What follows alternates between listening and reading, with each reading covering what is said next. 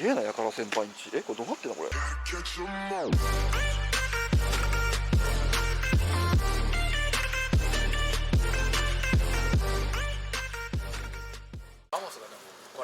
これ何台持ってんの車。つかなんなんこっち。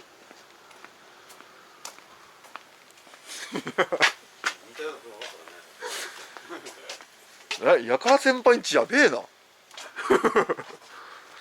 何これ。これ何？これ黒トレ？うわ、えぐ。あ、これ？これ？多分ガスケット抜けしてんじゃない？ああ。水がジャブジャブジャブジャブ言う。でも普通にアイドリングしてる分にはあれしねえのな、つかない。ああ、ヘッドガスケットでしょ。ああ、そうそうそう。高速走ってんだ。わかるわかる、カザック乗ったことある。それが何も問題ないんだけど。そっか。よっしゃ。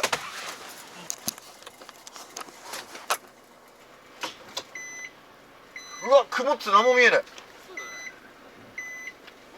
いや、ミラーなんかちょっとキュッキュッてやってくんない？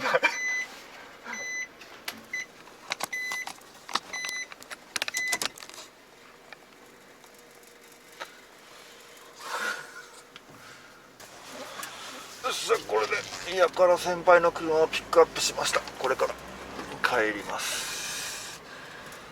道のかこれ。こんにちは、おっくんです。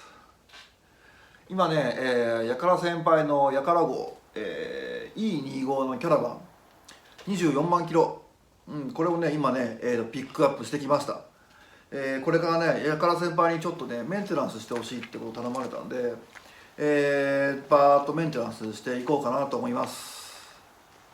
まあ、メンテナンスするからにはYAKARA先輩にもっと乗り心地よくして返してやろうと思い、ATF も、オートマチックオイルも交換するぞって伝えたところ、24万キロ交換したことねえから大丈夫かって、心配しておりました。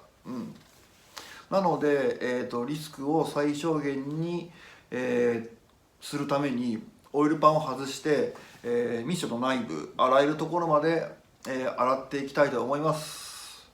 さあやるぞ。